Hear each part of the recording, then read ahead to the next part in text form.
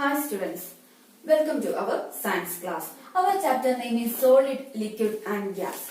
In the last class, we discussed about the properties of solids, different properties of solids.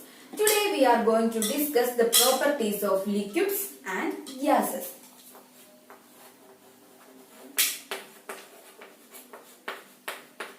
Properties of liquids. As similar as solids, for the liquids also have some properties. Now we are going to discuss that. The first one is this.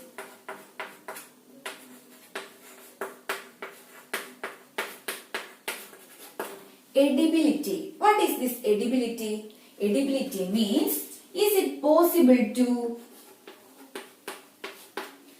When we studied about within the topic of solid, we said that is it possible to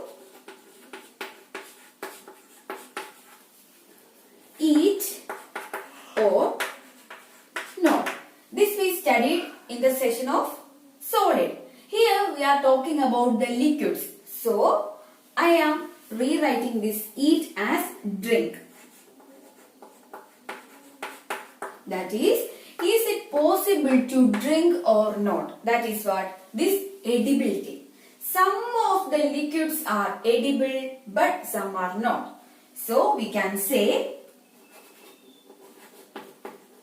edible liquids are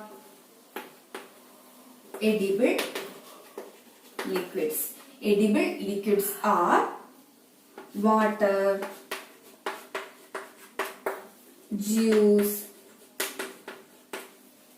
milk, etc. These are some of the edible liquids. That means these it's possible to drink. That is not harmful to our body, and that's good. So edible liquids, these are the examples. Now first you want to remember what is this edibility. That is it possible to drink or not. And also want to remember some of the examples of liquids that is edible. And I already said that some are not edible. And what we are saying that is inedible. Inedible liquids. Inedible liquids means it is not possible to drink. And the examples are these: kerosene, petrol, etc. These are some of the examples of inedible liquids. The reason is this: inedible means it is not possible to drink. And the examples are kerosene, petrol, etc. Diesel, all you can write here. So in this session you want to remember these examples and also want to remember some are possible to drink and some are not possible to drink. Now we are moving to the next property. This was the first property, edibility. The second one is this sweetness. The second one is sweetness.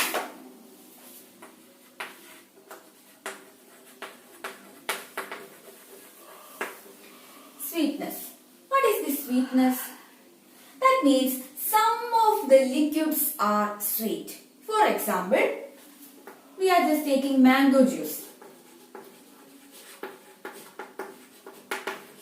What is the taste of this mango juice? It is little sour and also it is having sweet.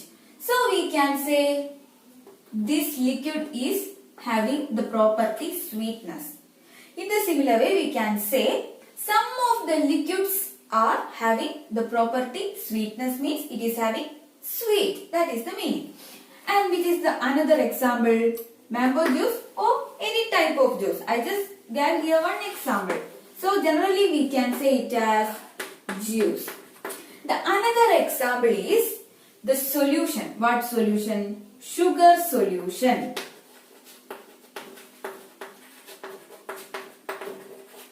What is this sugar solution? Sugar solution is very simple. We are just taking one beaker, filling it with water and adding some sugar and stir it well. Now this is sugar solution. And here also this liquid also show the property sweetness. That means the taste of this solution is what? sweet. So we can say some of the liquids are showing the property sweetness. That is about the sweetness. Next we are going to discuss the third property.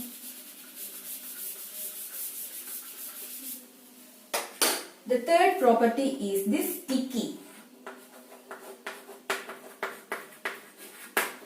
What is meant by this sticky? It is very simple. Some of the liquids are showing the property sticky, or it is we are using to stick. What we are using to stick?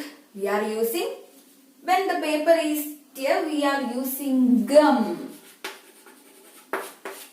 So, do this gum is solid? No, this gum is liquid. So that's why we are saying some of the liquids are showing the property sticky. That is the thing.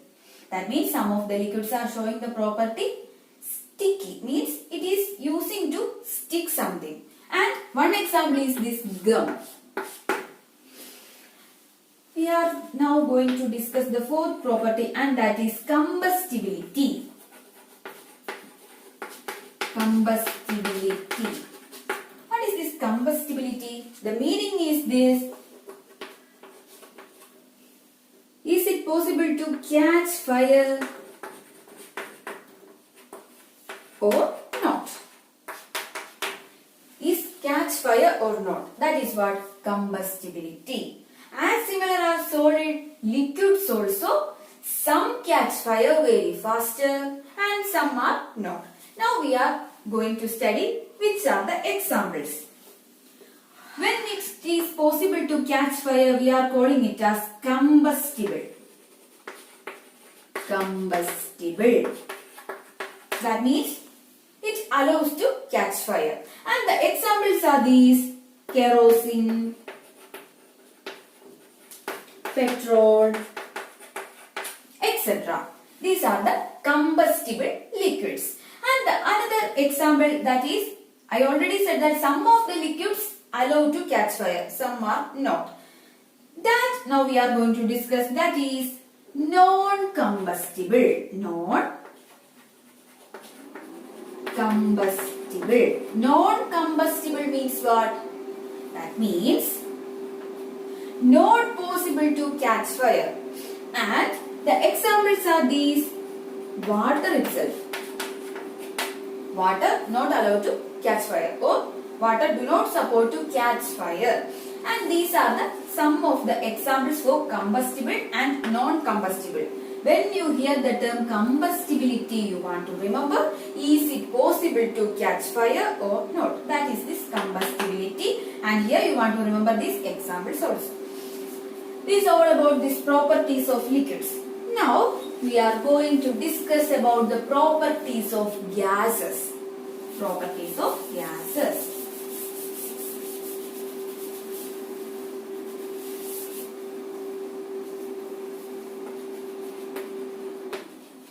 Properties of gases. What are the properties of gases? It is also very simple. The first one is this: air is the mixture of gases. That means in our surroundings we know there have air, and within the air it contains number of gases. That means different types of gases are there present in our air or our atmosphere. And which is the gas which is mostly present? Mostly present gas is nothing but nitrogen. Nitrogen in our atmosphere, mostly present gas is nitrogen, and it is around 78%. 78%. And which is the second highest percentage of gas present in our atmosphere? That is oxygen. Oxygen is around 21%. So we can say our air is the mixture of number of gases. That is the first property. That is a mixture. That is the first property. And within the mixture, we can see most of the gas present is nitrogen. That is about 78%. And the second highest present gas is oxygen. That is around 21%. And also other type of gases are there. They are only below this percentage. That is very little amount. But this nitrogen and oxygen are higher in their value. This is the first property of gases. So you just want to remember, gas is the mixture. This gas is some sort of mixture that is combined of different types of gases. Now we are moving to the second property. That is also very simple. Air is present all around us. Air is present all around us. That means we already know for living it is very important to get oxygen. If there is no oxygen, we will die. So we can say air is present all around us. That is the second property. That means when we are thinking about the solid and liquid, that is not at all too much available like gas. We can say this gas is all around. Within our earth itself, in our surroundings, all around is having the gas. That is the meaning of the second property. Now we are moving to the third property, that is our combustibility.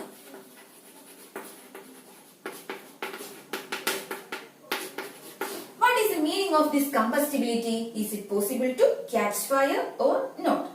Here also, some of the gases are combustible and some of the gases are non-combustible.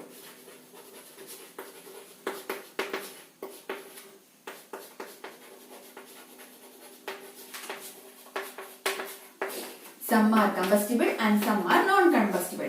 Now we want to study the examples for the gases which are combustible. The examples are very simple. CNG and LPG. These are the two types of gases that help us to catch fire. I will tell what is the expansion of the CNG and LPG. The CNG is compressed natural gas. Compressed natural gas. Combusted natural gas. You will study in detail about this combusted natural gas in your 8th standard. Now you just want to remember this expansion of this CNG. CNG is compressed natural gas. Compressed natural gas. And the second one is LPG. What is the expansion of this LPG? LPG is liquefied petroleum gas. Liquefied petroleum gas. That means we are making the gas in the form of liquid. That is the meaning of this liquefied petroleum gas. Where we found this liquefied petroleum gas? Is it there in our home? Yes, it is present in our home in that red cylinder that we are using in our kitchen. That is nothing but LPG. You may see this LPG on that cylinder. The meaning is this liquefied petroleum gas. That is the LPG. You want to remember the expansion of this LPG and also want to remember this LPG is combustible gas. That means this help to burn or this catch fire. That is the meaning of this. And which are the gases which not combustible? That means not getting fire. Which are they? It is nitrogen, carbon dioxide, etc. These are some of the gases which not allowed to catch fire. Nitrogen, carbon dioxide, etc. So here also you want to remember the examples. These are the properties of gases. Very simple properties. Only 3 properties we are studying for the gases. Now this topic is over. We are moving to the next topic. That is, I will tell what is our next topic. Before I will ask you one question. In my hand, I have one bottle.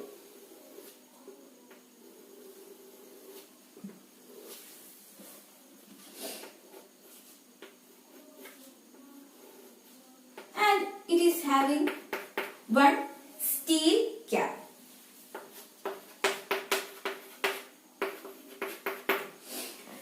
And I am trying to open this, but it is not possible to open. It is very tight.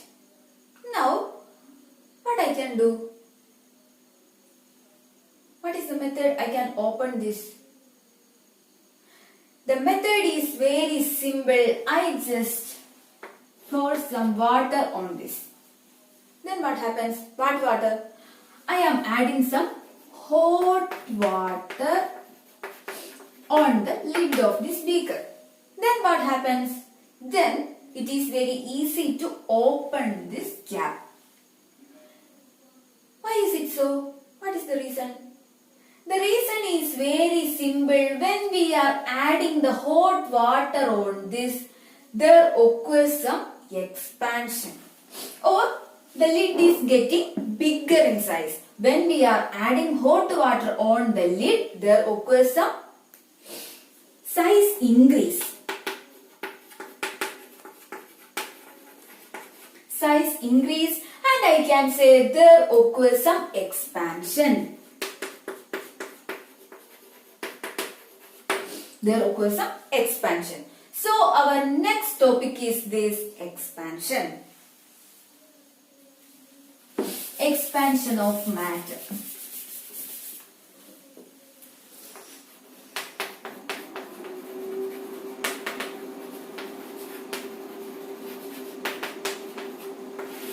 Expansion of matter. So it is very simple to define this term expansion. We already said that. So we can say this expansion is when we heat a substance, its size increases. Just remember the case of the lid of the bottle. When we heat a substance, not only the bottle, what substance is it? There, when we heat that, there occurs some size increase, and that size increase is called what? Expansion. So we can say the increase in size of matter. The increase in size of matter is called expansion, or expansion of matter. The increase in size of matter is called expansion. Very simple. When its size is getting increased with the presence of heat, then we can say it is called expansion. And what happens to the molecular arrangement when we are heating that? Now we are going to study. This is solid. So the molecular arrangement is very closely packed.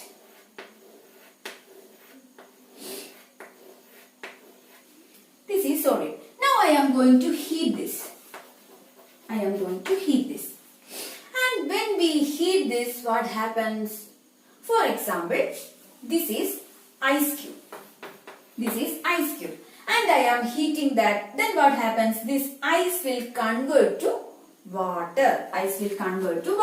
So, I am taking a beaker and this ice is getting melted and converted to water. So, this is our water which we found after melting this ice cube. And now I am going to observe the molecular arrangement. The molecular arrangement will be like this.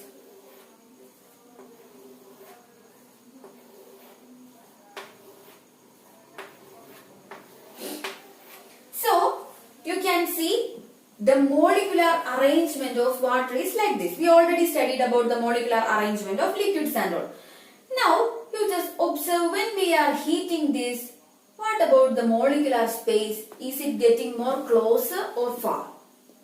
Very simple. When you observe this diagram, you will understand that when the heat is increased, there the molecules are getting far. Molecules are getting far.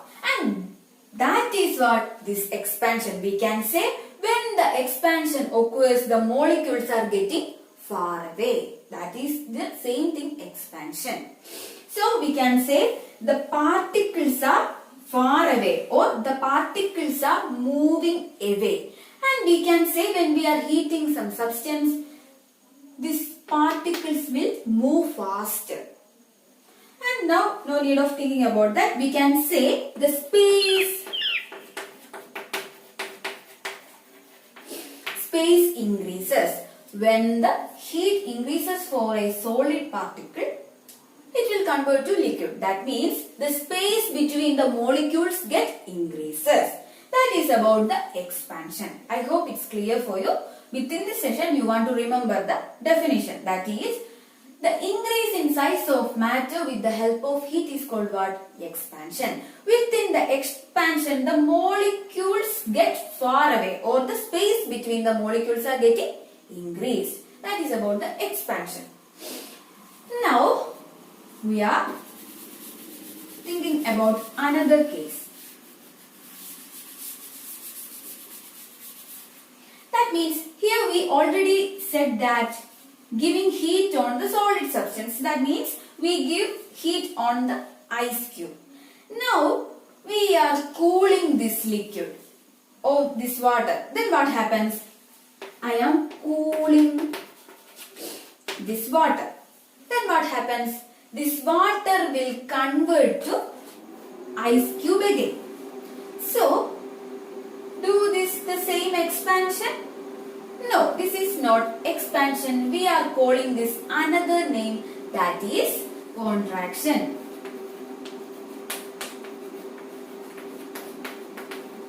Contraction of matter.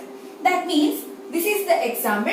When we are cooling a substance, then the molecular arrangement is getting closer. Here you can see these molecules are far, and when it is converted to the solid, what happens to the molecular arrangement? That is getting closer.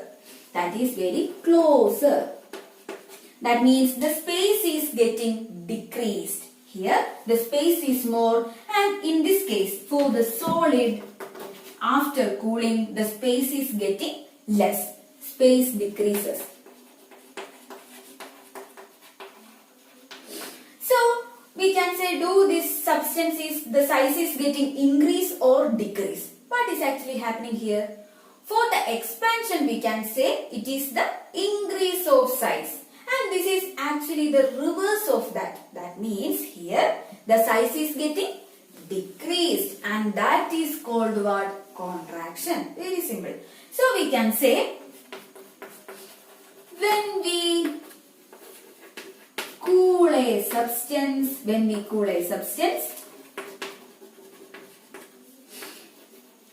its size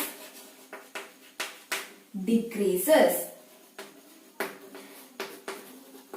The decrease of size of matter is called contraction. So this is the thing. That means when we are cooling a substance, what happens? There the size getting decreased. This is the example. This is the big one, and when we are cooling this is converted to ice cube, and the size of the ice cube is less than this water. That is the thing.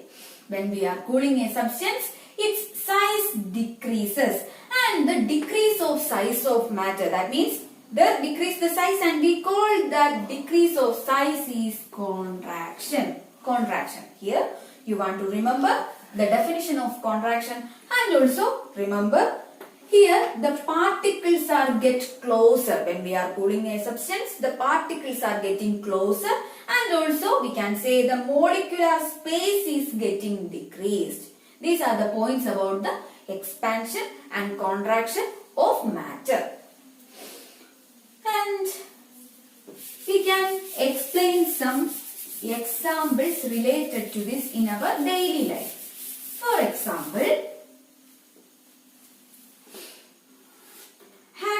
noticed some gaps are there in the railway lines?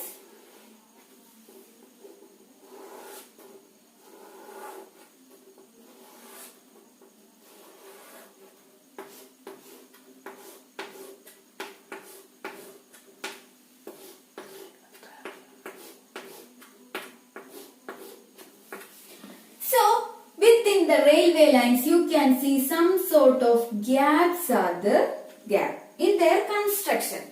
Why we are giving such gaps between these railway lines? The reason is this because of the expansion. That means in summer season, this is actually iron. Iron is a metal. So, these iron railway lines are getting expand on heating. In the summer season, these iron rails are getting expanded because of heating, and these gaps are given to getting expand. And also in winter season, what happens? These iron rails are getting contracted. So we can say expansion and contraction will always occur within our daily life. Now, you just want to do one thing, just find some of the examples that this expansion and contraction that we can see in our daily life. You just want to find 5 examples for expansion and the contraction. Just observe and write in your notebook. This is the work for today. I think it's enough for today's class, and you just want to read your textbook, and we will meet in the next class. I hope we can complete this chapter in the next class.